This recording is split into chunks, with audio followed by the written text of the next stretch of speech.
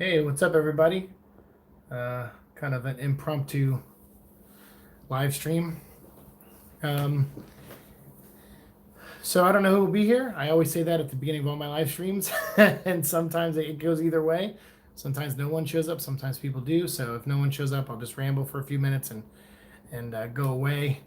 Um, I'm writing. I'm working on Neverland tonight a little bit. My series of books, I guess. Well, not really a series like it was. It's bounced around a lot. It was going to be one book, and then I was like, oh, let's add a second side quest book because there's some stuff I have to cut, and I think it'd be good to make for like a side quest book. And then at one point was going to be 5 books, including the side quest book, and then it just got kind of out of control. And I was like, let's just go back to the original. What's up, Fahed? How's it going? How do I say it? Is it um, um, Faraj? Is that how you say your last name? Faraj? Um, because I hope I'm not mispronouncing it. But it's good to see you. How are you, man? Um, yes, Faraj? Okay, awesome.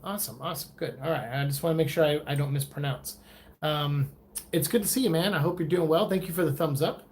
And so yeah, anyway, I was working on my book. I was watching the presidential debate as well. And then I was like, all right, let's work on this book a little bit. You're good? All right, I'm glad, man. I'm glad. I'm doing okay too. I feel a little bit better today. I think the painkillers have run their course, and my back is like starting to feel a little bit better. And I think between taking baths in ice and then laying on a bed with a heating pad, I think between the two of those things over the past 2 days have been very helpful to me. So I'm doing better too. So anyway, I was watching the I took a break from writing. I was streaming earlier, and then I wrote for a little bit, and then I watched the presidential debate. And then and then at like a halfway point, I was like, all right, I'll just leave it on in the background and get some more writing done. And then I kind of got to a stopping point with writing because I just noticed kind of my frustration about the debate. And this isn't going to be like a fully political episode, but if you recognize the title of this episode, it's called eMOTIVE, which is a reference to A Perfect Circle, which is Tool, like Maynard, who is the lead singer of Tool, and also A Perfect Circle and a band called Pussifer. He's done a lot of great projects. He's very talented musically, I feel, and he's kind of an interesting guy. His mother had a brain aneurysm like me, and so I kind of like am drawn to him and his music and his voice. And I was thinking about them because as I saw like this, like that debate really crushed me as far as like how I can't think of a better representation of like how lost we are than the two people that are trying to be our leaders fighting like that on stage. Like I know they're supposed to be a little heated. I know there's supposed to be a little bit of that, but just the lack of respect head to toe from both candidates towards each other was just reminded me of what I always say on this show about how we all treat each other. We all treat each other like shit. Social media helps that. It helps facilitate that. You could have a different opinion on a song or a movie, and someone will literally threaten to kill you because you don't like Andrew Garfield as Spider-Man, or you don't like the Snyder cut of Justice League, or the opposite, or it's everyone we're lost. We are just lost as people. And I hate to sound hopeless. And I know there are people out there like, oh, you can't lose hope. There's still good in the world. Absolutely, there's still good in the world. Absolutely. But good lost to evil. Now, can good beat evil again, take over? Absolutely. I believe that. Good is not, gone for good. It's like it's not completely eradicated, but it's lost. And so I was thinking about that, and it made me think of this album from A Perfect Circle that came out right before the 2004 election, called eMOTIVE. And it's kind of political, but like I have this great quote. Let me pull it up right here. It's a political album, but it's not like telling you who to vote for.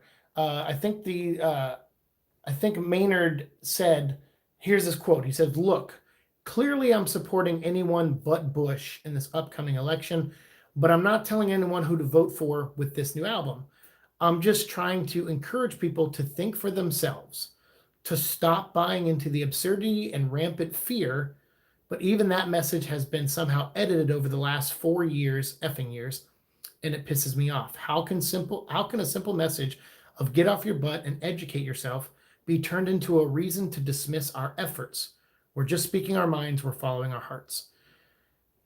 And I was reading that, I'm like, I wasn't as politically charged or paying that much attention to politics. I mean, I was paying somewhat of attention because I always wanted to feel like I was really doing something with my voice.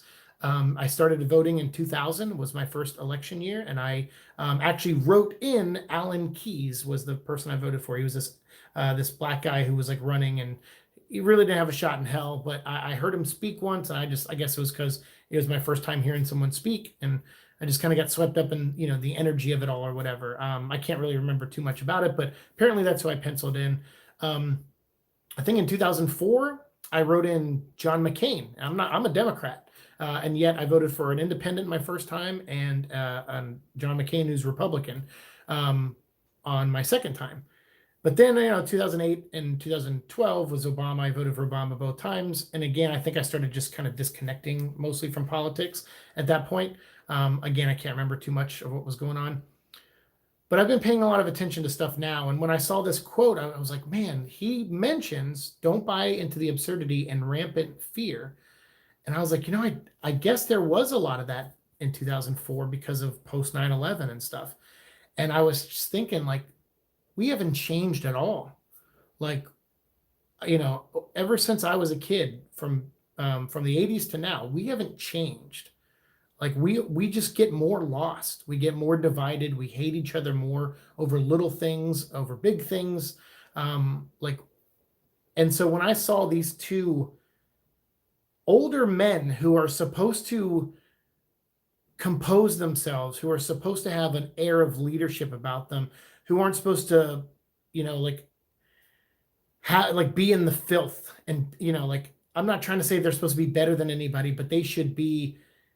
I don't know. I guess I think the job of president has to be handled a specific way, I guess, of manners and professionalism and mutual respect. In some cases, obviously, everyone's human, and you have your moments where you kind of lose your shit. I get it, but it was really sad to watch two people act the way those two men did tonight, in my opinion. And I was thinking of this album, and I was like, wow, apparently Maynard was feeling like that way a lot about, or not, maybe not feeling that way, but just kind of feeling like, hey, just educate yourself. If you're going to go vote, make sure you're using your voice the way that you won't regret and that you think is better for your fellow man. And I don't think any of us ever factor that in when we vote. I don't think we really think about other people. Hey, what's up, Nova? Oh, hey, what's up? Jesus Christ, all this is deep. I'm so sorry, man. I know. It's like, the thing is, I can't help sometimes like watch the world and feel sad. Like I just, and I don't know what else to do. Like I said, tonight I was trying to write. I was working on Neverland, and I just was like hearing the words that were coming out of these two guys' mouths, and I was just shattered by their lack of, like their lack of leadership, their lack of respect. And I always say, I go, like, what do I say on this show whenever I go into my dumb rants about stuff, is I say the one thing we all lost the most, like of what to do around each other, is we lost the ability to treat each other with respect. Yes, there are people that say shitty things and maybe they don't deserve your respect. I get it. It's a case by case basis, but I'm thinking in general, if somebody says something that you don't agree with, it shouldn't, depending on what it is, obviously, but that's your barometer of stuff, but it shouldn't just immediately send you into the red. And tonight I saw two children, and I felt like that moderator, like if I was that moderator, I would have been like, gentlemen, I'm a moderator at a presidential debate. I am not a babysitter watching two little spoiled brats fight. So both of you shut up when the other person's talking, treat each other with respect, and maybe you'll earn my respect and the respect of the American people. That's what I would have said as that moderator tonight, because that was disgusting. Like, and so, yeah, so I got like, and then to try to turn me away from being angry, I was like, think about something that is like connect a dot that's related, but then like will put you in a better place. And then I thought about this album called eMOTIVE by A Perfect Circle, which is a really good album. I mean, it's a bunch of cover songs, but it was pretty good. They released Perfect Circle released this album on November 2nd, 2004, right before the election. And again, it's not a it wasn't it was a way for Maynard to find older songs that were kind of had political themes or just themes about people treating each other with mutual respect or understanding each other over their differences. And he just wanted to do a cover album of those songs and release it for in time for the election, to hopefully get people to go out there and and actually contribute and be a part of something. Whether they have voted the way he wanted or not, it didn't matter. He just like, go do your thing, educate yourself, and make educated decision. But it has all these songs on it. A lot of them are cover songs. There's Annihilation is the first song on there. It's a band called Crucifix. It's a cover song of theirs. John Lennon's Imagine. Peace, Love, and Understanding by Nick Lowe, which that's one of my favorite songs on the album. What's Going On by Marvin Gaye. I'm a huge Marvin Gaye fan. Passive, which is a new song that they wrote. Gimme, Gimme, Gimme, which is from the Black Flag. Depeche Mode, People Are People. We talked about that song last night. Freedom of Choice by Devo. Let's Have a War by Fear. Counting Bodies Like Sheep to the Rhythm of War Drum was by Keenan. I think it was called something else on their previous album, 13th Step. When the Levee Breaks, which is a really great song, and Fiddle on the Drum. So those are all the songs on the album. I'm 16, but I don't know who to vote for. Only 2 years before I can. Well, I mean, you don't have to worry about it right now. But you know what? If I can give you some advice, Nova, that I wish more people gave me when I was your age, is that don't just focus on the presidential election, because in 2 years, you will have a chance to vote on something. And it'll be other things in politics, local government things, Senate stuff, like that kind of stuff. Think, like, honestly, if you want to just educate yourself a little bit on that stuff, know who is in the Senate, kind of learn about some of them, learn about some of the horrible decisions they make, I feel, and just kind of, but come up with your own opinion. If you disagree with me, that's fine. But like, I would say, learn about some of that stuff if you can. Learn about local legislation and different branches of government. Try to educate yourself on stuff like that, and get involved in the voting that happens every 2 years, and not just the ones that happen every time we're looking for a president. Because that's what a lot of these politicians want.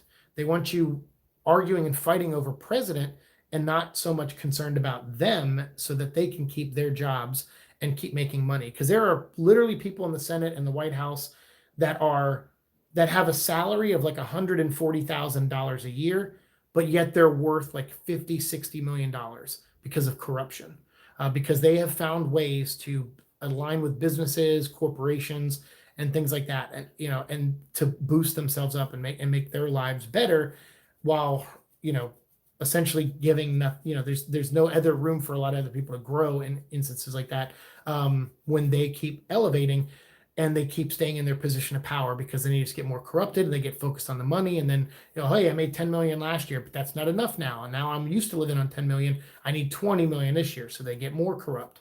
And it's just a vicious cycle of people who just stay in power for a long time, because they want you fighting over just the president election, and that's it. And they want you to pay no attention to the other stuff. So I would just say, if you can, if you're able to, just educate yourself on that kind of stuff, and be ready in 2 years. And don't be afraid to speak your voice. I think that's the biggest thing, is a lot of people hide how they really feel now because they're afraid of some mob to come after them. And it's like, and it sucks, because it's a reality. You could say something, and someone who doesn't want to hear that, they will be like, oh, this guy, screw this guy. And then it may even be so far gone mentally that just hearing you say something they don't agree with, they snap. They find where you live, they dox you, they ruin your life. They send they call the police to come to your house. A gun's pointed in your brother's face, or your mom's face, or your dad's face, or your sister's face, or your face. And it's the scariest thing in the world, and it shouldn't happen to anybody. And we live in that world where people are totally okay with ruining other people's lives because of a difference of opinion on stuff. So work on learning about people in the different branches of government and why that's important, and maybe start building up your tolerance now for other people's opinions. Because I still struggle with it, and I think that's the biggest message we can give to younger people is like learn to hear someone's opinion that you don't agree with, and just like don't be okay with it. You don't have to agree with it or accept it or anything, but just don't let it send you into the red. That's probably the only advice I can give. I'm not very much good at advice, but mine is Three Libras by Perfect Circle. Hey, you're welcome, Nova. Three Libras is great. That's a great song. When I was saying Peace, Love, and Understanding is one of my favorite on this, it's just on this album. I do like 13th Step a lot, and what was their first one was Mère de Noms or something like that. I have the albums here on my. Let's play a little bit. I mean, I'm sure I'll get some strikes or whatever, but I don't give a shit at this point. So we have. This is Annihilation. It's kind of read as a poem. It's pretty good. We got. This is Marvin Gaye. It's a Perfect Circle singing Marvin Gaye. But I like this song. I like this version of it. Mother, there's so many of you crying. Right? Brother, there's far too many of you dying. You know we've got to find a way to bring some love in here today. Father, we don't need to escalate. Thanks for the 3 thumbs up, everybody. I appreciate it. War is not the answer. Only love can conquer hate. You know you've got to find a way.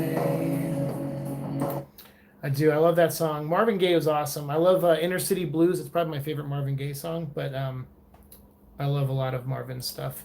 The next line is picket lines and picket signs. Don't punish me with your brutality. Talk to me so that you can see what's going on. Like all these songs, like that. Sometimes people ask me, like, why do you love music so much?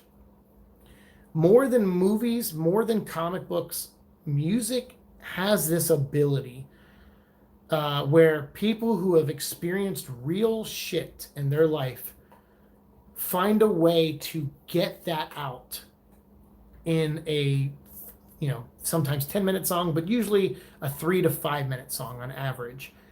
And they write it through poetry and rhythm and lyrics, and it's this beautiful blend of the sounds that different instruments make, and the sound of someone's voice. It's such a collaboration that is honestly like I use this quote, so you probably heard me say it before, but I always change the answer, or not the answer, but the specific reference it's making. But someone told this to me once, and it's one of those phrases that just sticks in your head. But someone said to me, they said, I think God only created one thing ever, and everything else just kind of exists to facilitate it, something along those lines. So they're basically saying, like, I think the only thing God contributed to Earth was music, because it's the only thing that's like feels really pure and honest a lot of times, and there was something about that. I was like, it really resonated with me. I think sometimes I'll go, I think God created one thing, and it was like laughter. I change it a lot, but because there's, of course, you can apply it to a lot of things, but when I originally heard that phrase, it was like, I think God contributed one thing to Earth only, and that's music, as a way to bring people together, and I don't know, like, I guess because music sucks now. Like on average, I would say there's probably a lot of good bands out there. I know I'm a fan of a lot of bands, but I would say, like, the stuff. Normally, when stuff hits the radio, there's probably a few good songs you'll hear, and you're like, oh, okay, okay. But it's very manufactured. It's very fake a lot of times in corporate. Um, the goal is to go out and find music. That's when you find really good stuff. And I've lived in a lot of cities like Atlanta and stuff that's had very good underground music, from like techno groups to hip hop and stuff like that, and rock groups even too. Um, so I think music is just, it is one of those things. It's one of those unifying things. I think movies have that ability too, and comics, but in a niche way, because they definitely don't sell millions of copies like records will sell millions of copies. Hey, thanks for the 6 thumbs up. Hey, how are you feeling today? Hope you feel good, better. Thank you, Tariq. Yeah, I mentioned earlier my back is feeling better. I pretty much have, I think I have still have like half a bottle of painkillers left, but I had some yesterday, and then I took some last night, and then I took some this morning, and I haven't taken any since. So, and those morning ones have kind of worn off by now. So I'm feeling better. I think that I've been taking baths yesterday and today in like, I've just filled it with water, and then my freezer has an ice maker, so I filled up this big tray of ice, and then I just dumped it into the water, and then I got into it and just took like one of the coldest freaking baths last night and today. I took both times I did, and and then I immediately will go to my bed after the bath and bundle up, get under the covers, put the heating pad on my back, and lay on it, and then. So I think by doing that, I've been good. And then today I did some stretches, which also helped out. So I appreciate you asking me.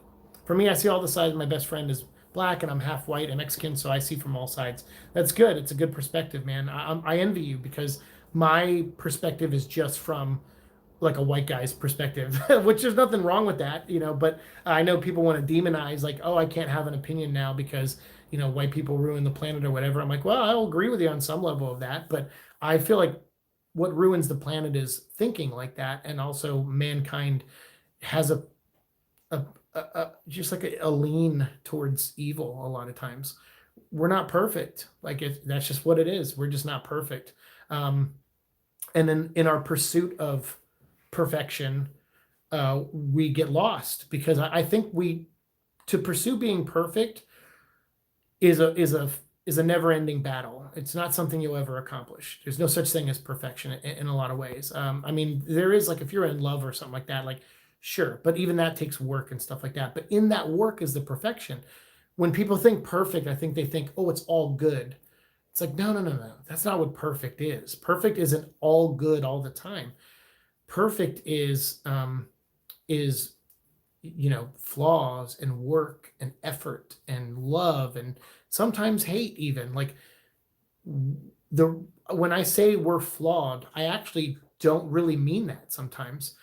You can really, when I say, oh, humans are flawed and we make mistakes, you can replace flawed with perfect. Humans are perfect and we make mistakes.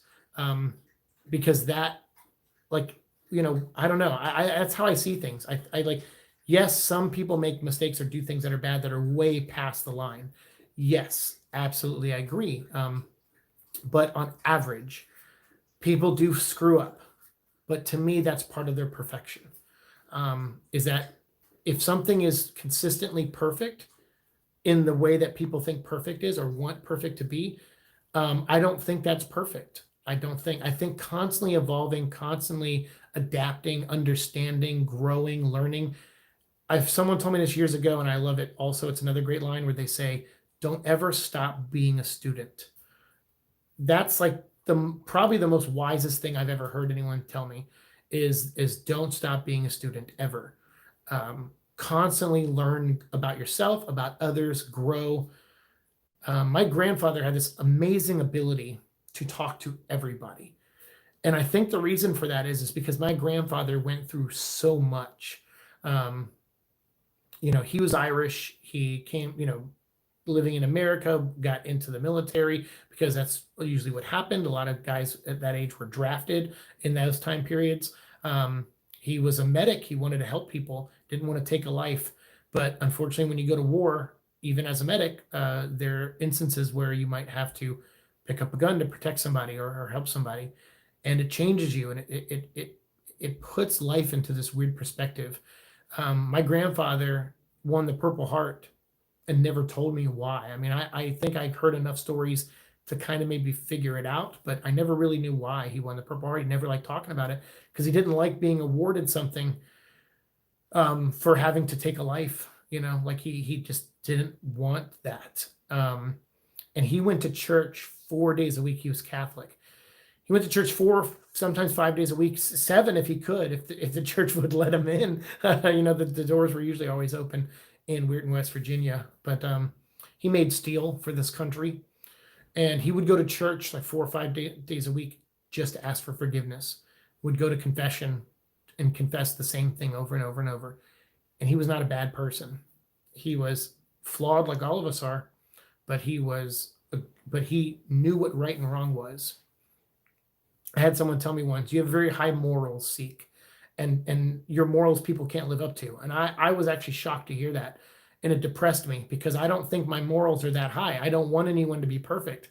I just want people to be self-aware and realize when they're wrong, because I've been through that, where I am so stubborn and so willfully ignorant to believe that what is coming out of my mouth is the truth, that I've lost friends, good people in my life, because I'm like, no, this, and this politically, and this, and, guns, this, and abortion, this, and we would get into these arguments, and I would let people's words send me into the red. I would let that programming that the media puts on us send me into the red when a friend would tell me, their opinion on something.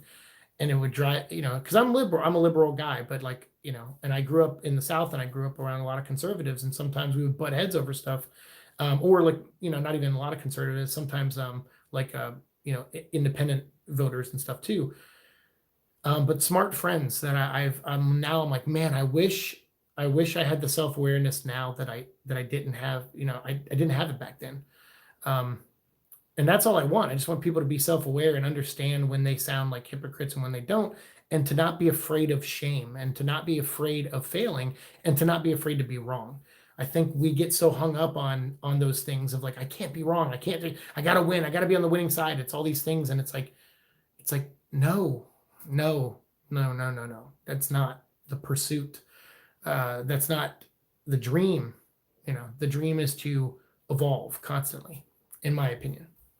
So yeah, God created man. Well, I mean, there's an argument that can be made for that, for sure.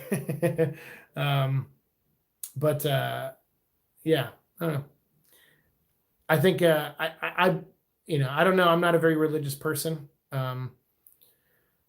I really liked that song by Bo Burnham about God, where God is just like this being who doesn't want anything from us. He doesn't. He just was like, hey, I want you to be good people. I actually, Earth is paradise. It was Eden at one point. And yeah, you made mistakes, and it kind of got, malformed, but it's still Eden. It's still heaven. I made you paradise already. So treat it like it's paradise. Treat each other like you're in paradise. I like that song. I think that's great. I think it's probably the best perspective about God I've ever heard. And other than that, it's like, I don't know. I think science and the stories that are told in the Bible, they can both exist. I'm not one for one side or the other. But yeah, God created man. The band Slipknot saved me a long, long time ago. It was a very dark place. I'm sorry to hear that, Faraj. I mean, that's the dark place stuff. I'm glad, though, a good band pulled you out of it. Slipknot's a great band. Corey Taylor has a voice, like, for a guy who started out when they were in Slipknot, who looked like a killer clown dominatrix or something. That guy's got an amazing voice, and he's so talented musically. He's so talented. And now that he's older, he doesn't have the mask on anymore. He's not on that level of extremity, but he's still putting out good stuff, man. And I've always loved Slipknot. They're a great band. There are bad people in all races. We should just look at people for who they are. I mean, I agree to that. I mean, that's the thing, is mankind is just, we're naturally evil on some way, but we have the capacity to be more good than evil. And I think that's the thing we just all struggle with. But usually when I see somebody go so hard on the, like, well, you said this and you're not perfect, it's like, you don't have to say that with vitriol. You just don't. That's not how you should treat somebody. You should look at them and say, hey, like, I actually don't like, can you explain that to me? Can you explain why you think that's morally right?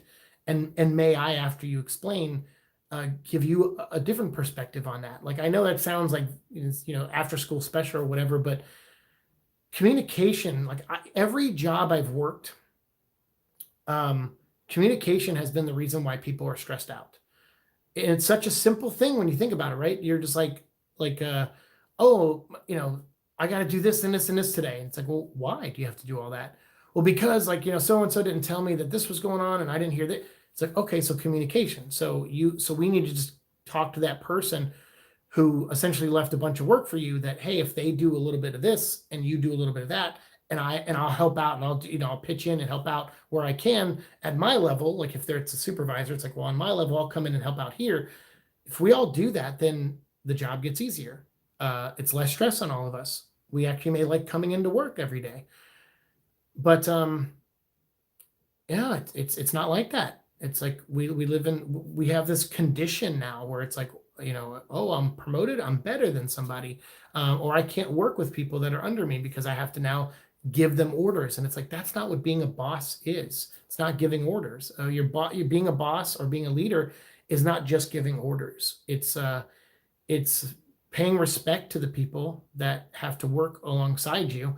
It's having a mutual respect, obviously earning their respect, not just expecting it because you're their supervisor. And these are all things, like I said, I struggled with. I got to learn and stuff like that, but I've now feel like I've learned, that my eyes have been opened on that kind of stuff. And leaders have to act a certain way. And that's why tonight, when I watched that debate, I was crushed. I'm like, these are our two leaders. Like, like, God, like, really? We couldn't do any better? Do we think so less of ourselves that these two men were the best we could come up with to honor our respective parties? Like, I don't care if you're for Trump or against Trump, or for Biden or against Biden. Take a second to really think about that question. Think about, is this the best person that represents what my ideals are? Now, don't think about, oh, I hate the other person's ideals and they're going to lead us to, the end of the world.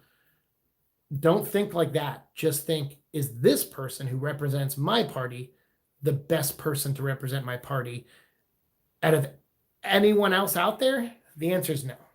The answer is, of course, not. And that's what's frustrating. I was talking to my friend Gene earlier, and he said the same thing Dan Harmon always said. Dan Harmon used to say on his podcast that the person who should be president is someone who doesn't want to be president. And I said, that's exactly true.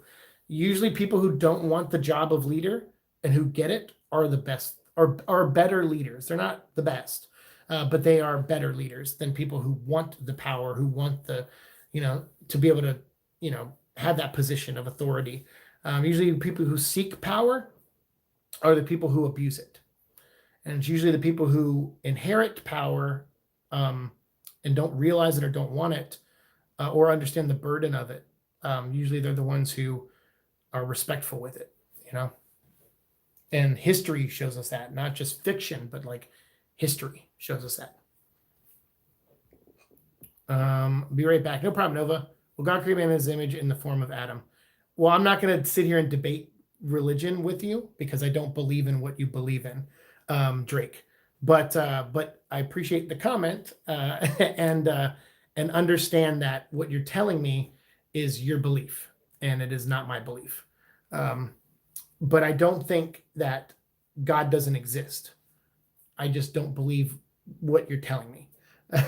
But I do like it. It's a great story, and I do respect it, and I respect that people do believe in that as a type of gospel, as like a sacred thing.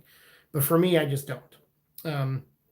But I do believe that there is a God, and like I said, out of all the perspectives of God I've heard of people like interpreting God, I think Bo Burnham just had I like his song, basically, is what I was saying earlier. I know you're not saying I have to, but I'm glad, but I know, but you do, which is great. I actually been writing a book because I'm trying to finish Neverland. I don't know if I'm going to release this book or not. I work on it sometimes, but I haven't really touched it in like a little while. but I was writing a book about Judas Iscariot. Um, I've been doing research on that guy for probably about 6 years, just like learning about Judas. Um, and I really am fascinated by his, well, I guess my take on what his relationship with Jesus was. So I thought about writing. I mean, I did kind of written an outline for it and stuff, and I've written a couple chapters. So there might be a day where I release it, but I don't really know. I don't know who it's for. That's my thing. I'm like, because as I think about it more and more, I'm like, who's this for? I feel like it's just something I'm writing for me, and sometimes that's fine. Like writers do that, but if there's not an audience for it, it's kind of like, maybe it'll just be something I throw online for free somewhere or something. Um, but I find those stories very interesting. And I openly talk about those stories, which is why sometimes people ask me, "Are you religious?" And when I tell them I'm not, they're like, "But you referenced Job the other day, and you talk about Judas, and you did this, and you talked about Eden a little bit ago." And it's like, well, yeah, I'm fascinated by the stories that are in the Bible. I think they're very interesting because they're stories of morality, and I think stories of morality are my favorite stories. Like I like the message that, hey, be a good person, respect. I mean, honestly, I just been ranting for 30 minutes about how we should treat each other with respect. So yeah, I'm a fan of morality stories for sure. Siike, email me and let's talk Transformers. Rewatched the first movie and was blown away by a lot of aspects. What about Transformers? You talking about the Michael Bay movies, or are you talking about the 1986 cartoon animated movie? I just realized I never posted my review of episodes 4, 5, and 6 from the Netflix show, so I'll probably do that over the next few days. Um, and I think there's a new trailer for the second season. So I haven't watched it yet, but someone was like, "Hey, are you going to do a trailer reaction to it?" And I'm like, "I don't think so," because I didn't really like season one. Um, but I don't know. And then I texted my friend out of the blue yesterday. He used to work on Transformer stuff, so I don't know if he worked on this one or if he knows people who did. But I didn't even think about that. I was like, after I sent the text I did, I was like, oh crap, did he work on this? Because I wrote him a text. I said, this new Netflix Transformer show sucks ass. That was like my actual text to him was just, this Transformers Netflix show sucks ass. And then I think like 6 hours later, he responded. So I feel like I hope I didn't offend him. I think it was one of those things where he probably read it and didn't want to respond because maybe he would have said something mean to me. So he waited a couple hours till he calmed down and then said, "Oh, sorry, you didn't like it." And then I'm like, "Oh, dang it. Did he actually work on it, or does maybe just knows all of his friends worked on it or something?" But yeah, I think he was disappointed to hear that I didn't like the new Netflix Transformers cartoon. So yeah. I did put up a video today for Venom vlog. It was a comic review. So I'm glad I got that posted today. I was going to try to do 2 videos today, but then I figured I would probably do a live stream after the debate. So that's what we're doing here now.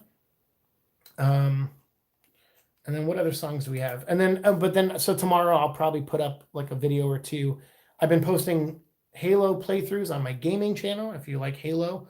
And I want to try to slowly dive back into Halo content as well. Bay's first movie, I have to admit, I was under the influence, but the human confusion aspect blew my mind. The realization that they were fighting organisms was bone chilling. Yeah, actually, there's some things in that first movie. I like that first movie, actually. There's only one scene that I have a negative critique of, and that's the scene where the Transformers are like hiding in Shia LaBeouf's backyard, and there was like and they have to hide from his parents, and they're like stomping around, stomping through the grass and the bushes and the new lawn that they laid down or whatever, or broke the fountain or whatever the hell it was. That scene, I was like, this is, and then John Turturro coming in and then being like stripped naked and handcuffed. It was like, and then 2 seconds later, Shia LaBeouf gets caught anyway. So you're just kind of like, what's the point? Like, if you look at it from a structure standpoint, you're like, well, if they needed to get to A and to B, why did they go A and then just ping pong around and back and forth, then to get to B? It's like, it was unnecessary. So that's the only negative critique I have of the first Transformer movie. Otherwise, I really like it. Like, I really do like that first Transformer movie. It to me was close enough to the spirit of the cartoon that I kind of accept it. I'm like, yeah, it's fine. Like, I'm not offended by it. I remember when it came out, a lot of people did like it. But there were hardcore fans that didn't like it. They didn't like the design of the Transformers, and they thought they were too complicated and all that stuff. And I'm just like, I don't know. Like, they're robots from another planet. Like, I can't imagine that's simplistic looking, right? Like they look so intense and like they have little cogs that move around and things and they change shape and it's I don't know, it sounds complicated. so so good on all those animators who had to work like countless hours to make that happen. Like I don't know, I respect the work because you could have easily been like, well, like the new Transform movie, Bumblebee was cool because he was like a practical effect, like they actually built part of him, for scenes of the movie, which was awesome. But when you look at the designs of the Transformers on Cybertron, and they're like Soundwave just looks like a giant tape deck. I'm like, well, yeah, that's nice. Soundwave is a giant tape deck from a boombox from the '80s, but why would he look like a boombox on Cybertron? Like, an Optimus Prime looked like a truck on Cybertron, and I don't know. I was just I didn't hate it. Like it was still a cool opening sequence, but I was just kind of like, all right, well, this is what I guess hardcore fans wanted. But I liked the different approach that because, like I said, it takes effort. Like Michael Bay could have easily said, hey, let's just go a simple design. Let's simplify it. Don't make it so complicated. Let's keep it simple for audiences. Like a producer could have said that. Like there's so many people in a room of executives could have said, "Hey, can we dumb this down or simplify it?" And nobody did. I'm surprised by that. So when that first scene where it's like and it's just like you see all these things spinning and like the car doors fold around on Bumblebee and I'm just like, "Holy crap." I'm like, "That is terrifying and super cool at the same time." And of course, it should be both of those things because they're an alien race that can do that. So yeah, I really like that first Transformer movie, and I was not under the influence. You think we're gonna see aliens in our lifetime? I think we see aliens every day. People just don't realize it. All Bay movies worth rewatching. Um, oh wow. I don't know. Do you want commentary tracks from me or something? Have any been watching my Resident Evil commentary tracks? I don't get a lot of. I noticed my views have dropped down a lot lately, but that's not just me. That's been YouTube across the board. I noticed people on from every channel just not getting notifications, even when they hit the bell and stuff. So it's tough right now on YouTube. There's half their staff is not there, so they're just depending on the algorithms constantly. So it's kind of a pain.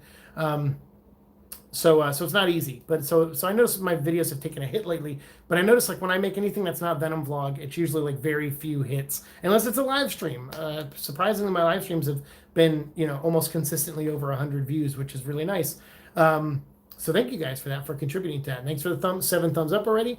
But yeah, so I don't know if anyone's listening to those commentary tracks, but if you want something like, if you want me to rewatch the Transformer movies and do commentary tracks of or if you want me to just review them, just do like 20-30 minute reviews on the Till All Are One show, let me know.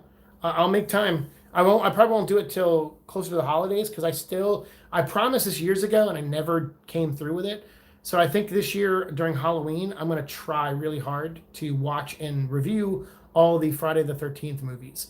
I may not make a different video for each movie. I may do like 3 movies in one, and spend like 10 minutes on each movie, and then do like, movies 4, 5, and 6 in a second episode, and then 7, 8, and 9 in another episode, and then do Jason 10 and Freddy vs. Jason in a single episode, along with the reboot. So, because I know there's 12 Friday 13th movies, and so that would make 4 episodes. So I don't know. And then there's also the documentary, which I've watched probably like 10 times, where it goes through all the movies. So maybe I'll do a review of the documentary, which is awesome, by the way. But I promised that years ago and I never got around to it. But Friday the 13th is my favorite movie monster, is Jason. But I also like the Predator. So I'm like, maybe we'll do Friday the 13th for Halloween and we'll try to get Predator out there at some point. And then after that, I'll do Transformers. If you're interested, it's up to you. I recall one being like 3 hours long and slow as.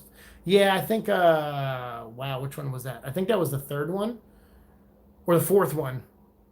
It might have been the Mark Wahlberg one. I can't remember. Dark of the Moon is pretty long. I think it's like 2.5 hours, but it's slow in the first act.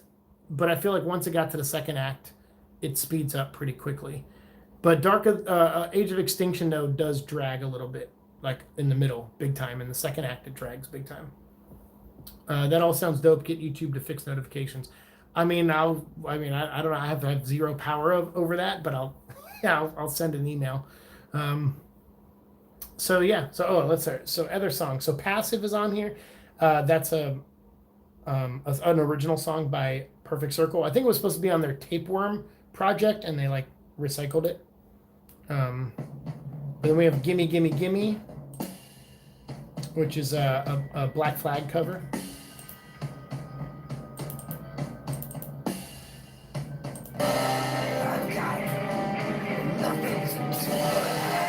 Yeah, I'm not a fan of the version of that song. The Black Flag song sounds better. It's a little heavier. That one just the instruments don't jive as well to me. I think that's the point though. That Maynard is like it's like this unclarity to the music, but I'm not a big fan of that. People Are People we listened to yesterday. I got a copyright thing for it, but I love the lyrics. People are people. Why should it be? You should hate me. That's got some good lyrics. If you didn't watch our live stream last night, you can check it out there. I read the lyrics. It's really good.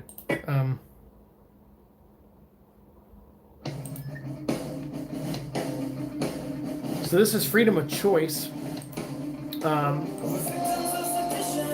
which is a Devo song.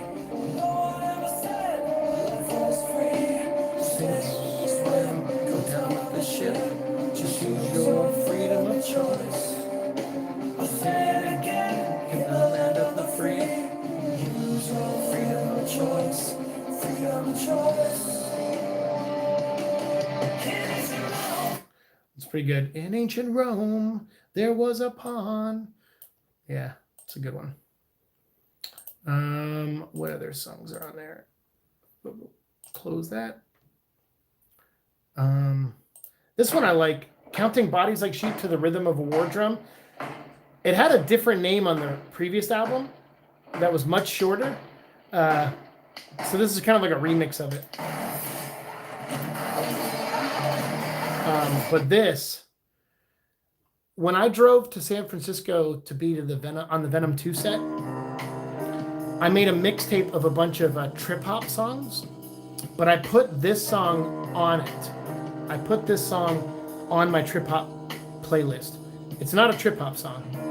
It's just a great cover of When the Levee Breaks.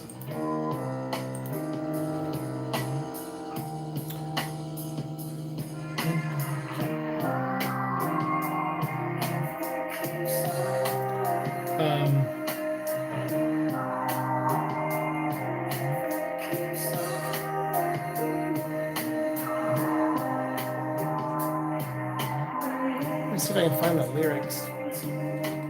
Because this song, great lyrics by Led Zeppelin. Hold on, let me pause the song. Because they do this, so it's very melodic. I like the trip hop has a lot of this where it's like you can just kind of, just like really slowly kind of groove to it, and maybe even fall asleep listening to it.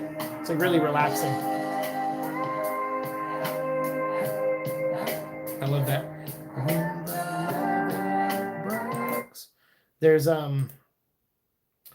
if it keeps on raining, the levee's gonna break. When the levee breaks, I'll have no place to stay. Mean old levee taught me to weep and moan. Lord, mean old levee taught me to weep and moan. It's got what it takes to make a mountain man leave his home. Yeah, that's just in reference to that. It's really good. It's a really good song. By Led Zeppelin. I don't know if any of you guys listen to blues or anything like that, but it's pretty good. Oh, I'm sorry. Yeah, I'm sorry. It does have a history to it. Kansas Joe. Because I was sitting there going, didn't Kansas do a version of this? But I'm thinking of Kansas Joe.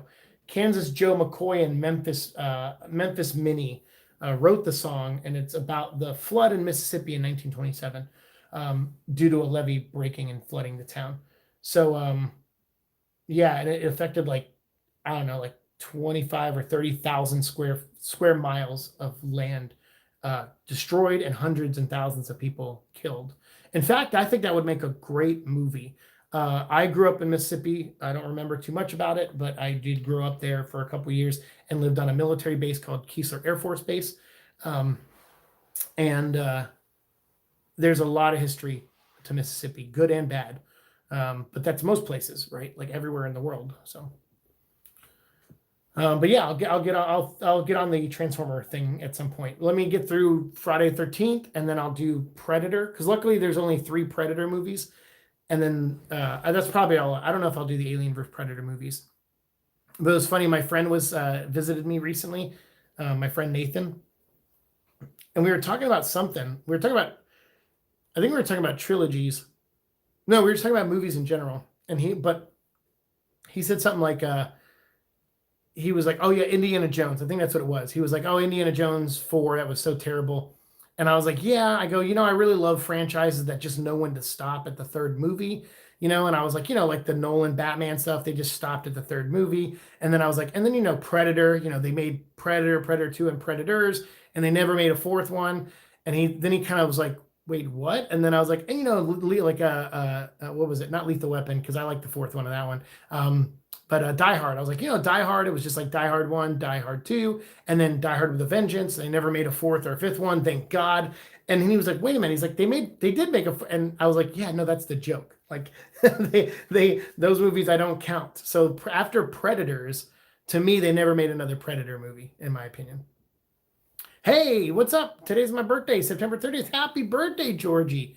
What is up? And Nova's back. Boom. Thank you. I was waiting on you, dude. Dude, happy birthday. Everybody, do some birthday emojis in the chat. Get a birthday cake in there or something for our friend Georgie, who has been a longtime supporter of this show and an awesome person. So make sure you send some love, send some birthday love. Happy birthday, September. Oh yeah, I guess it is in 2 minutes for me. It'll be September 30th. I know it's for you. It's probably been September 30th for a couple hours now, probably. There you go. Happy birthday. Thank you, Nova. Appreciate it. And Kaysen, thanks for being in here, man. Yeah, send me an email about the Transformer thing, and I'll try to make a plan in October for Friday the 13th. Because the thing is, I got to sit down and watch all those movies. I own them all, so it's fine. But having time to do that, there's so much I got to work on. I'm trying to get my book done, so it'll be one of those nights where I'm like, okay, like I'm gonna have to sit for 4 hours and watch 3 Friday the 13th movies and not get any writing done or any editing done. But you know what? We'll make it happen. I just won't go to bed that night. So yeah, so When the Levee Breaks, I know it as a Led Zeppelin song, but it was a Kansas Joe McCoy and Memphis Minnie song about the Great Mississippi Flood of 1927. So yeah.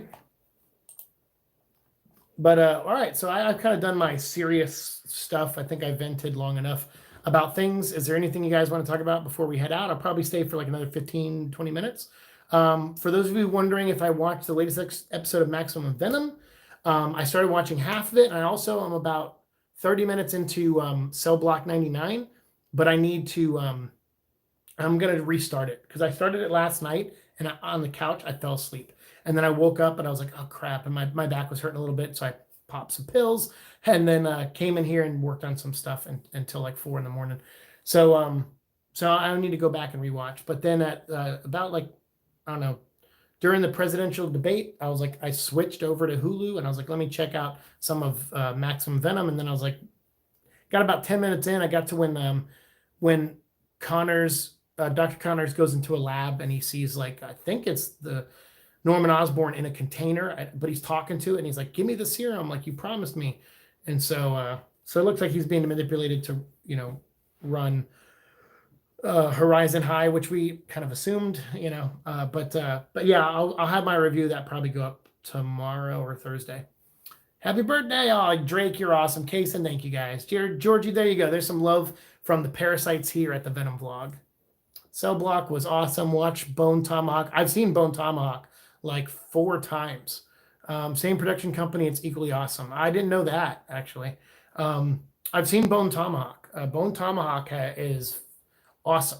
It's a great movie. I love Westerns. A horror type Western, though, that's really interesting to me. I've been wanting to do a horror Western for years, and so has my friend Nathan. I think he had an idea to do werewolves in the Wild West, which is kind of cool because you think about cowboys and forging silver bullets and stuff. I'm like, yeah, that could be kind of cool. But I would do like I would do something like Silent Hill in the Wild West. Like that's what I would do. It'd be like Jacob's Ladder, but in the Wild West. Like something really, really that gets in your head. Real cerebral stuff. Like that's what I would do with the Wild West. Has Venom Hulk been on the show yet? Yes. Venom Amadeus Cho Hulk has been on the show. And I think that's probably the only version we're going to get, I'm going to guess. Thank you, lovely parasites. Georgie says, oh, you're good. I'm going to bed. Good night, Siike, and everyone. Hey, Drake, have a good night, sir. Thank you so much for being in here. And thanks for, hanging out with us always, man. You're awesome, dude. So get some sleep, and we'll see you hopefully. I don't know when I'll do another live stream. I feel like they've been fun. I've been really like doing them, actually. I've always liked doing them ever since we started doing them. But like lately, it's nice because I can be like, all right, I can do a live stream, and then that buys me, maybe because it usually has time to render and stuff like that, and then it re-uploads later. So I'm like, oh, that's good because that buys me like 10 hours or so to get another video up. So that way this, like the live stream will pop up, and then hopefully within a few hours of that, I'll have another video up. So it's a good way to buy me some time sometimes, which is great. Pale Door was a flop. Pale Door. I don't know if I didn't see that one. Pale Door. Good night, Drake. Kason says, I'm going to go now, and thank you all for the birthday wishes. You're welcome, Georgie. Thanks so much, dude. Appreciate you. It's Pale Door. Oh, the Pale Door. Ah, okay. Is that the same production company? Says it came out August 21st. What? I never even heard of it. It went to theaters? American Western horror film. Oh, it's a Western horror. Hey, Melora Walters is in it from Venom. She plays the homeless lady in Venom 1. She was the big scoop I got where people were like, hey, you scooped an actress that's going to be in Venom 1. And I said, okay, well, then why aren't other websites running any stories about it? They're like, well, I don't know, because no one watches your show. I'm like, fair enough. And I think I got like 3 or 4. I'm not a scooper. I don't like doing that stuff, but sometimes we get information right. Like I'll go dig for things and I'm like, I don't know if this is true, but what do you guys think? And like a year later, we find out it is. And I'm like, sweet. And then no one else talked about it. I'm like, awesome.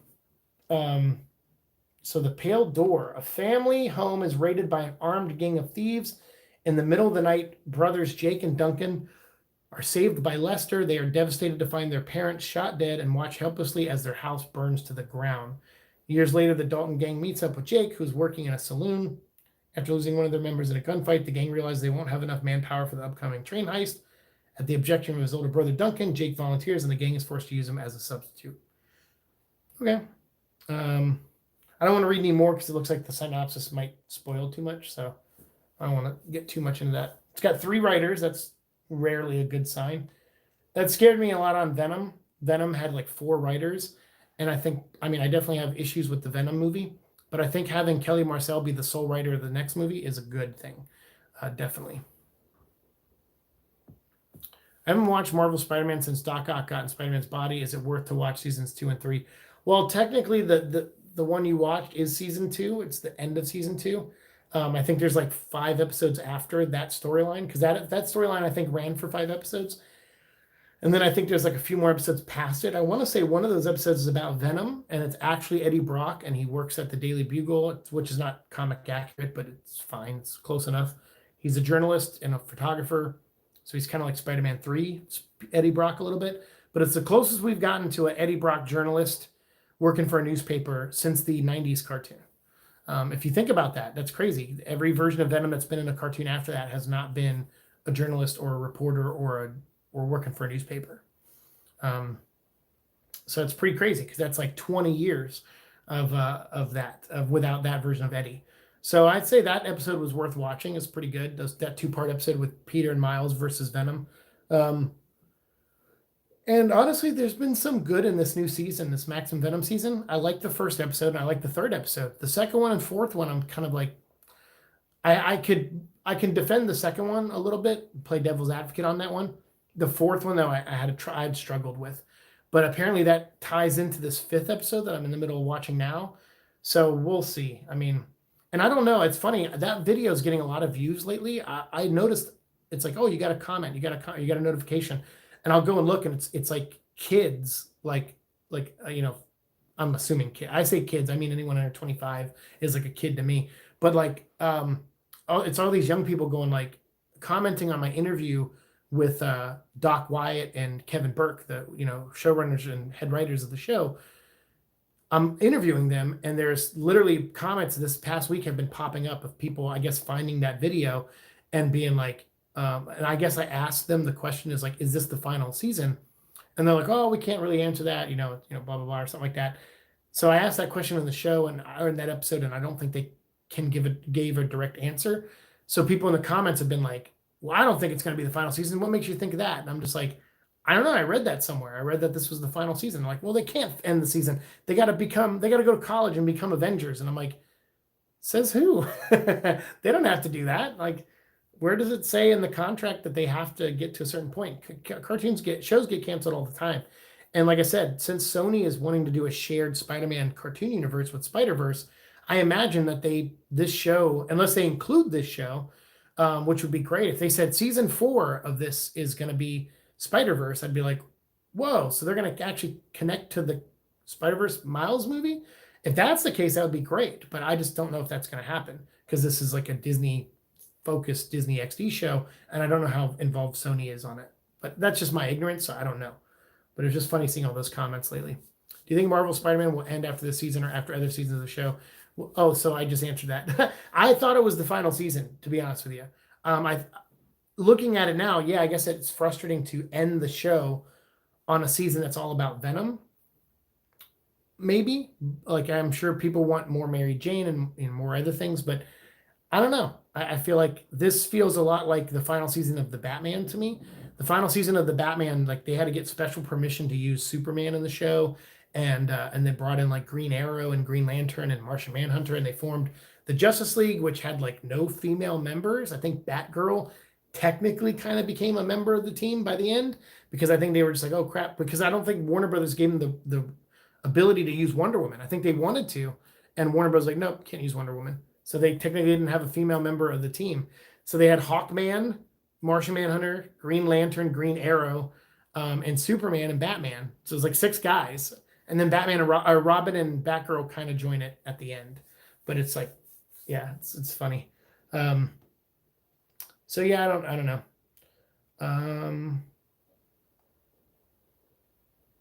So they describe Pale Door as 310 to Yuma meets The Descent. But doused and then set on fire with psychological horror. Once this gets going, it's relentless. That's a film critic said that. The Pale Door is directed by Aaron B. Kuntz, who also co-wrote it and produced the film. It marks Kuntz's 3rd feature effort, the first being the horror film Camera Obscura, and the second being Scare Package. Scare Package sounds like schlocky fun. I don't know if it is, but the title's great. Camera Obscura that's a great title for a scary movie.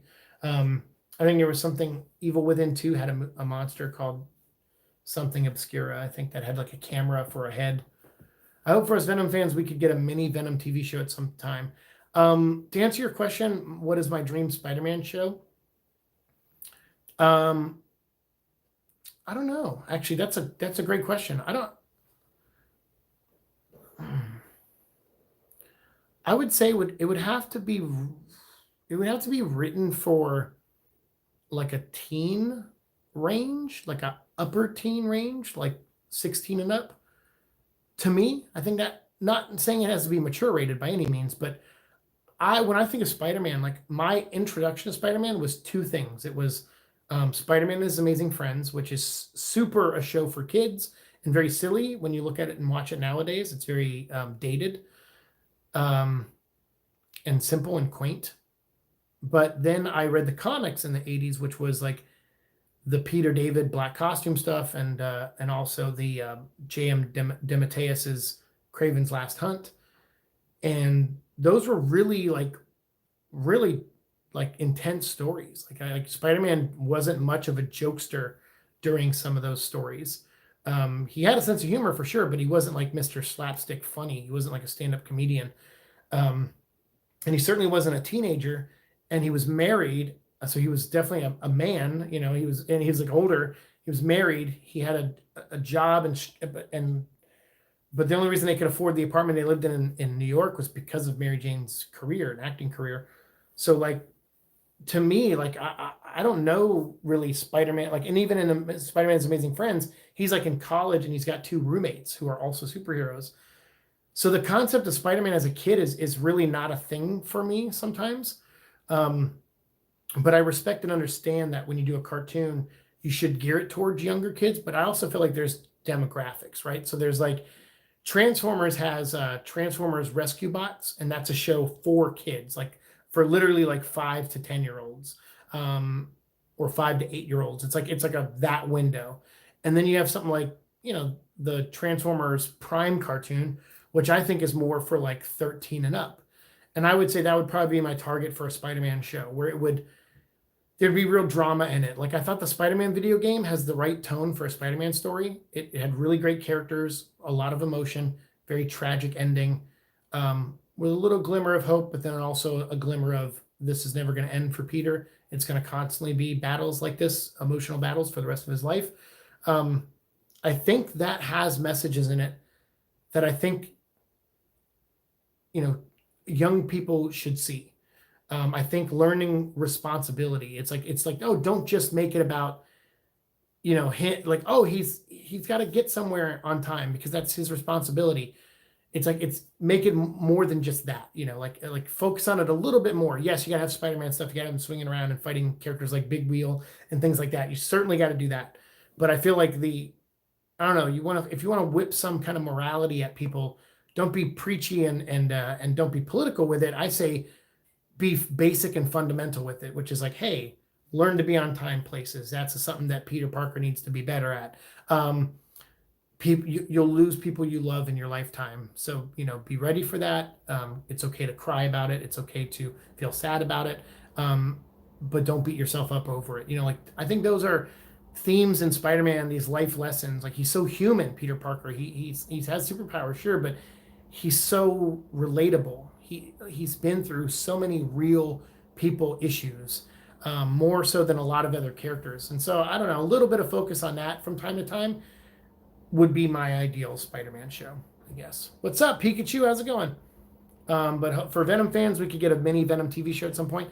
I'm sure we'll get some Venom stuff in some capacity. I have no doubt. That guy is a household name now. They've shown that with the first movie and how much it made. If the second movie comes out next year and it makes, another $850-900 million, or even if it breaks $1 billion, which would be insane. But let's say on the off chance it does, which would be great. I can dream big, right? But even if it made the same amount of money the first movie did, that's a success. And I think they will be like, we gotta slap more Venom stuff out there. We gotta put them on lunch boxes and T-shirts and more toys, and people want a cartoon, sure. People want a video game spinoff from the Spider-Man PS4 game. Let's get it done. Like I feel like that's the future of things that succeed. So if it keeps succeeding, we'll be good. Sup, dude? What's up? How's it going, Pikachu? Marvel Animation should pander to older audiences, not just children, like Spectacular Spider-Man. I didn't find Spectacular Spider-Man to be too clever of a show, to be honest with you. I love Greg Weisman, but when I rewatched those, when I did the episode review, I was like, wow, this is actually... I certainly didn't like their version of Eddie Brock. He was way too villainy for me. But I didn't. The show itself I thought was fun and enjoyable, and I certainly loved Sean Cheeks Galloway's designs and the look of the show. But I don't know. I still prefer the '90s show. I still think that one was I don't know, just more entertaining. I'm sure it was very comic accurate as well, so it has that to benefit from. But I don't know. Spectacular Spider-Man, I like it. Don't get me wrong, and it's probably the second best Spider-Man show out there as far as cartoons go. But I didn't really I didn't find it to be particularly written for a more sophisticated audience. It still feels very kid-friendly to me, but I would say maybe you're right about the 13 plus demographic, and maybe not written for 5 to 8 year olds. I feel like some of these new episodes, when I watch them, I go, I feel like this is kind of for like an 8-year-old when I watch some of the new stuff. And if that's their core demo, if they're writing those episodes with that in mind, then that's fine. They nailed it on the head. But for me, I'm just kind of like, I like the consistency of 13 and above. for certain cartoons like that, like Transformers Prime was to an extent. And then you do your rescue bots. So you do Spider-Man and his amazing friends, and you make them like little chibi characters. I think they're doing that, or they were working on that. Make that for your 5 to 8 year old audience, so that way it gets young people familiar with the character, and then as they get past 10 or 11 or 12, then they go into that cartoon, the older cartoon, and then eventually they become older like the rest of us, and then they bitch and complain that things aren't written for them anymore. so yeah, it's the vicious cycle. We all got to go through it. I'm tired of Teen Spider-Man. We have so many versions of that. Had Miles show of him as a kid, and Peter. Now that I agree with Nova. Actually, I actually 100% agree with that. I think we need a Spider-Man show where he's a man again, and Miles needs to be the student. We kind of got that already in the movie. So I don't. If a show did that now, it would just be copying the Spider-Verse movie. So I can understand if they don't do a cartoon like that now. But that's a great idea where Peter Parker is married and he's the mentor of a young Spider-Man. That's a great idea. That's almost like Batman Beyond in a way, except Peter has a happy ending where he's married to Mary Jane and maybe they have a kid, and who's like 6 years old or something like that. And if the show gets into season 5 or 6 and the kid starts growing up, Mayday Parker, she could display that she has some powers. But you make the show about Miles, that's fine. But they're already doing that in Spider-Verse movies, so I think they got that covered. But that's good. I like that too. I don't want a Last Hunt movie simply because it will never work as great as the book. I'm terrified it gets adapted and falls flat. I agree too. I don't want Kraven's Last Hunt adapted into a live action movie. But I would like Kraven's Last Hunt adapted as an animated movie that was rated PG-13, or even some people, I think J.M. DeMatteis said, hey, DC put out some R-rated cartoon movies. Some of them that he wrote, like the Deathstroke one that came out recently. But I think he said, yeah, I'd like to do Kraven's Last Hunt as an animated movie. So if Marvel wants to make an R-rated Kraven the Hunt animated movie with J.M. DeMatteis writing it, I'm all for it. I think that'd be great. Not just young children. Yeah, I hear you. We are Venom. Same, but the dialogues were golden in my opinion. Okay, fair enough. Yeah. Oh, for a Spectacular Spider-Man, that's fair. It did actually have so there was some good stuff in there. I mean, they were good at the characterizations for the most part. I just didn't like what they did with Eddie. But when I rewatched it, I was like, this. I remembered it being it seemed clever, and I was like, I think this is my favorite Spider-Man cartoon. But when I rewatched it to do that review, I was kind of like, but maybe it's because I was focusing on the Eddie episodes. I did watch the whole first season and most of the second season, but I kind of mainly focused on the Eddie episodes. So maybe I should give it another chance and go back and check it out. If that's the case, that kind of sucks. Hopefully their demographic will want more for the shows. Put Peter in college already. That's the thing, is like, I'm not very familiar with Peter Parker as a kid, but there's a whole generation of people out there that grew up reading Ultimate Spider-Man that got into comics because of Bendis and his run with Bagley on Ultimate Spider-Man. And that's what spawned the Spectacular Spider-Man cartoon, because it was like Peter as in high school, and Eddie was in college, and he was like a science assistant or something for Dr. Connors. So Ultimate Spider-Man comics kind of pushed this notion that Peter Parker has to be a kid again, and ever since then, that's what Marvel keeps trying to do. He's got to be a kid. He's got to be a kid. Every time they reboot the movies, he's got to be in high school. We got to do the Uncle Ben story in high school, and blah blah blah. I'm like, if they reboot Spider-Man again in like 10 years, they need to just make him a dude. Like, he needs to be an older guy, even if he's not married yet. He needs to be out of college and out of high school and just be Spider-Man, like just a older guy, like in his late 20s. Because I always saw Spider-Man as like James Bond. Same with Batman. I always wanted those franchises to just keep going, because they each have so many villains that I don't care about the continuity between the movies sometimes. Like James Bond is great because sometimes they reference old James Bond movies when new ones come out, and sometimes they don't. And so it doesn't really matter. You can they're all in continuity technically. One doesn't really erase another one. And that's kind of what I always wanted for Spider-Man and Batman movies. I just was like, hey, Batman and Robin sucked, fine. In 3 years, put out another Batman movie and have Batman in it with Robin, and bring in some villains we haven't seen before, like Scarecrow and Ra's al Ghul and stuff like that. The rebooting thing, I'm just like, don't reboot it. Like, you don't need that. if you want to get a new audience into something for the first time, I mean, like you have the cartoons, the 5 to 8 year old cartoons, that takes care of that demographic. You have the cartoons for 13 plus, that takes care of that demographic. Anyone past like 18 or 20, just give them a movie that's good. Like that's it.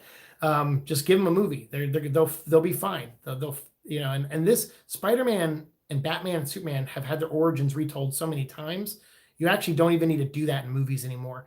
The average person knows that Superman's planet has blown up. The average person knows that the Waynes were killed in an alley. And the average person knows Spider-Man was bitten by a radioactive spider. So you don't need to do that anymore. Like X-Men was neat because it was like they were just all grown-ups and they were already X-Men and they were already, they recruited Rogue and Wolverine. And that was it. And so through those characters, that's the audience. It's like, okay, you're the audience. So we're going to write 2 characters, Rogue and Wolverine, who don't know what X-Men are, who don't really understand mutants and the politics of it. And that's what we're going to teach you through this movie, through these 2 characters. That's what you do. But nowadays, they're just like, we need to show you the world through Peter Parker's eyes and as a teenager. And it's like, no, you don't, actually, because I already know the Marvel Universe at this point. I've seen it. A lot of people who watch movies now grew up with the Marvel movies. I watched this video the other day where this girl was doing a review of Endgame, and she said that when she was like 8, she saw Iron Man. I was like, holy crap. That means she's 18 now, or 19 now, or whatever that it means. And so that's what she's known. She's known the Marvel movies her whole life. Like her whole life of going to movies has been to see Marvel movies. And I was like, God, I rarely ever think of that. Like that is insane to me. Because when Iron Man came out, I was on the set of Iron Man, the first movie, when I moved out here to LA in 2007. So like, I'm like in Iron Man 2, like a year, like 2 years later or whatever it was. So like, it's so funny to me. I'm like, man, I was a full adult working my ass off and being treated like shit, like on movie sets. And here's this 8-year-old who like was watching the movie, and that was like their first movie they saw in the movie theaters. And I'm like, that's crazy to me. But you forget about that. And I think sometimes fans forget about that they're every day a new person enters the world of stuff that they love. They enter the fandom that they love every day. And a lot of times I see people being snooty about it. Like they just like push people like, nah, you're not a real fan. You're new. And that's why since the beginning on Venom Vlog, I'm like, I don't care if you've known about Venom your whole life, or if you just learned about him for the movie, or you're just a Tom Hardy fan. You're welcome here. We all have something to offer conversation-wise. We all have opinions that matter when it comes to Venom, because we do. Like everyone's opinion on the character of Venom matters to me. I like hearing all of them. Even if I wholeheartedly disagree, I like hearing them because it's like, it's neat. It's just neat to hear how other people perceive your favorite character. We're one of your favorite characters. A Todd McFarlane style Spider-Man show based on 80s comics and new stories. Yeah, I was going to say, because Todd McFarlane didn't really write the best Spider-Man comics, because he was writing them and they weren't very well written, but he did draw some good ones for sure. I still wish we could get a true ending for the 90s Spider-Man cartoon show. I don't know. I kind of like the ending of that show. I mean, sure, because Marvel makes money off their live action. Well, yeah, there's that. Why won't Marvel do what DC does with their cartoons? Yeah, they make a lot more money on the live action stuff. But still wish we could have a true ending. I liked the ending where Peter, the final villain that Peter fought was Peter as Spider Carnage. I thought that was really, it was heart-wrenching. And then I like the idea that Peter went and got Uncle Ben, and that's how he beat Spider. Because he's like, I can't physically beat Spider Carnage. It's me, Spider-Man, with all my powers, who's darker, who wants to hurt people. So he's got an edge on me there, because he'll be willing to kill me where I'm not willing to kill him. And he's got the Carnage symbiote. Like, he's like, I'm just outnumbered here. So he brought Uncle Ben over from another dimension and used Uncle Ben to convince Peter to, eradicate the symbiote, which in turn he had to eradicate himself because he was bonded to it for too long. I thought that was really moving. Wasn't that where the show ended, or did they do another season after that? Maybe if they did another season after that, then I'll take your word for it that it needs to be better That's the last episode I remember of the show. So if I'm wrong, correct me, because I could be wrong. Now I'm thinking about it, I'm like, oh shoot, because I know Madam Web was like the end of everything, blah blah blah blah blah, But I thought that show ended like that, and then it had Peter go back and him and Mary Jane like watch the sunrise together or something. I don't know. I thought that's how the show ended. My favorite was Hammerhead when he responded to Green Goblin. Keep laughing, Kermit. I hear green is the new black and blue. That's pretty awesome. I like Hammerhead. He's a good villain. Thanks for the 9 thumbs up, everybody. Todd McFarlane, we talked about that one. Second favorite is when the real Black Spider-Man responded to Chameleon posing as him. I'm in mourning for my buried rep. Oh, that's a good line, too. Oh, 10 thumbs up. Thank you, thank you, thank you. Matt Kaysen, if that's the case, then they're being cheaper than Mr. Crab. But that's business as long as the live action shows are less family friendly than today's cartoons. Yeah, we might be seeing that with WandaVision. That looks really kind of trippy and out there. You're welcome. Thank you. That looks kind of trippy and out there. It looks like House of M a little bit, where it's like she's in some kind of bubble and everyone in that bubble is seeing what she sees. So that could be cool, like a small scale House of M. That could be neat. I kind of don't like when Marvel pulls from more modern stories, because I actually don't find a lot of the modern Marvel stuff interesting for adaptation. I like the old stories more, or try to do an original story that like references old comic stories. But like when they did Extremis in Iron Man 3, I was kind of like, just tell a Mandarin story. Like don't bring in Extremis. That's a modern thing. Civil War, I'm like, well, that's the X-Men's thing. I never liked Civil War, the comic book, because I'm just like, it has cool moments in it for sure, but it felt like a fanboy script from Mark Millar. It didn't feel like I'm like, the X-Men have the registration stuff. Like that's an X-Men thing. Is it an interesting concept to bring forward to heroes and stuff? I'm like, yeah, but why now? Like the Marvel heroes have been saving the world for like 50 years. And granted, you can condense that continuity of 50 years to 10 years maybe, and just say like, all right, all that happened in 10 years. But even if you did that, it's like, it's been 10 years. Now you're going to come up with a bill to like, so if they were going to do the Registration Act, they should have done it to where it was like Nick Fury was, had to retire from S.H.I.E.L.D. or had to step down from S.H.I.E.L.D. and someone new was coming in, and then you could make it their idea to politically play this game of breaking up superheroes. So that's kind of one of the things I liked about the Civil War movie, was that it was someone who was Baron Zemo manipulating the system, knowing that it would lead to a reaction from the world, like for the Avengers. And I was kind of like, oh, I kind of like that. There's a little bit more there that's smarter than what the comic book did, I feel. Hey, we got 5 people in here and 11 thumbs up.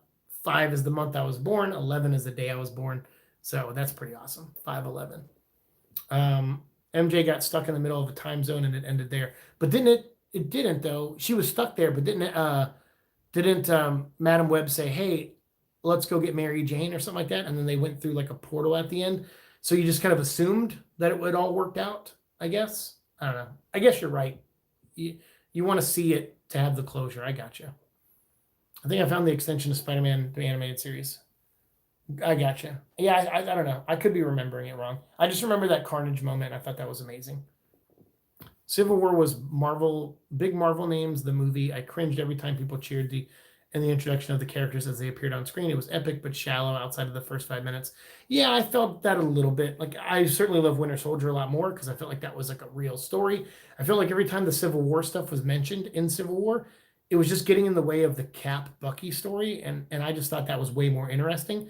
And I think you could have told a story where it was like Cap, Bucky, introduce Black Panther, and have Baron Zemo as the villain. Like having those 4, that could have just been the focus of the movie. And I understand they were like, well, we got to divide the Avengers so that they're divided when Thanos comes, because then that explains a little bit more so why they don't win against Thanos.